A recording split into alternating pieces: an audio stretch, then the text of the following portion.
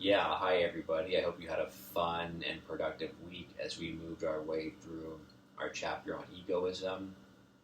And as we have seen, we have psychological egoism on the one hand and ethical egoism on the other. Psychological egoism basically saying that humans by nature are selfish, okay, and ethical egoism on the other, which says that humans ought to pursue their own self interests. Again, that ties back into the view of human nature, which says that humans by nature are selfish. Okay? So psychological egoism is a description of what human beings are like across the board at all times and places. And ethical egoism is the belief that human beings ought to pursue their own self-interests. Okay? So we can, tie in egoism, both psychological and ethical, back to two key thinkers, Niccolo Machiavelli on the one hand, an Italian philosopher, and Thomas Hobbes on the other, an English philosopher. So basically, each thinker had a very low view of human beings. Okay, human beings by nature are scoundrels. Human beings are greedy. They can't be trusted. If left unchecked, they'll do X, Y, and Z. And that's going to make life unlivable for a whole lot of people. Okay, and so each of these philosophers or political thinkers had clever ways of, keeping people in line, right?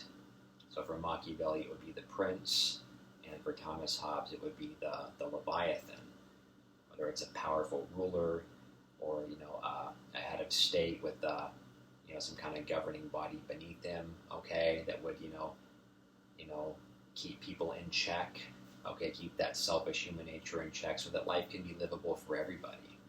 Okay? Uh, long story short, in order for life to be bearable for all of us, everybody has to chill out. Okay? Remember those two words, chill out. Just chill out. Okay? That means that I have to give up some of my goals that might interfere majorly with people living a good life. I might have to keep some of my desires in check that might hinder people in their pursuit of their interests. I can't just do whatever I want. Okay, I do have to rein myself in a bit, just like everybody else has to rein themselves in a bit. Okay, and this is kind of where the social contract comes in. And we all agree to give up certain things, certain desires, certain goals, and that way, we can all live a pretty good life on Earth. Okay? So that's just a brief 1-2 on ethical egoism, which is kind of a focus on you know you know on the I. That's the word ego means I, and this contrasts with what we saw last week, altruism coming from alter, which is Latin for other. Okay, I-centeredness versus other-centeredness. Okay, so the Christian ethic would be other-centeredness, a focus on others, whereas ethical egoism would be I-centered, a focus on, me, myself, and I. That would be the Holy Trinity. Some would argue the unholy Trinity of ethical egoism. Okay, but either way, it's a fun theory to think about, and we might want to try on the ethical egoist thinking cap and walk around and interact with people and see how life might look if we were to adopt an ethical egoist position.